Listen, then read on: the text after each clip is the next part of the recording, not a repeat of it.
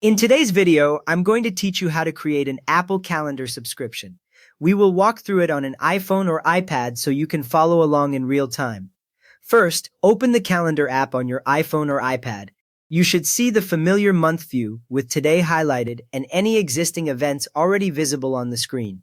If Calendar opens to a specific day instead, that is fine. The options we need are still in the same place along the bottom. Now tap Calendars at the bottom of the screen.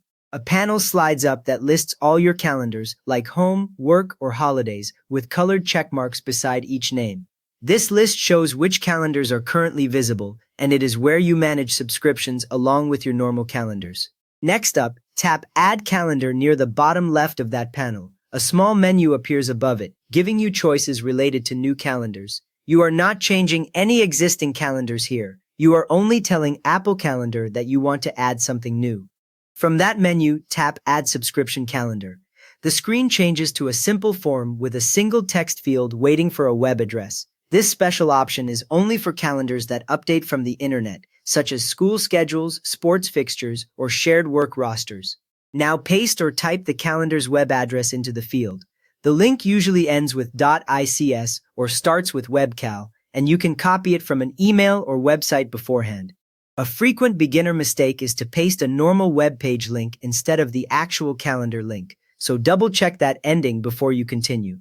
Once the address is in place, tap Find. Calendar now checks that the link is valid and tries to load details about the subscription. If the address works, the form expands to show more options like the calendar name, color, and account, so you know the app has recognized the feed correctly. With that ready, enter a name for the calendar so you can recognize it later. You might type something like school schedule or team events, using words that make sense to you. The name you choose appears exactly as a label in the calendars list and beside events pulled from this subscription. After naming it, choose a color. A row of color circles appears, and you can tap one to assign that color to every event in this subscription. Picking a distinct color from your other calendars makes it much easier to see at a glance which events come from this new source. Next, for Account, select iCloud if you want the subscription available on your other Apple devices.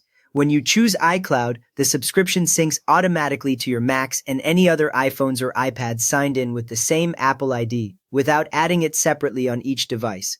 Finally, tap Done. The panel closes, and you are returned to your calendar view, now with the new subscription listed and its events showing using the color you picked.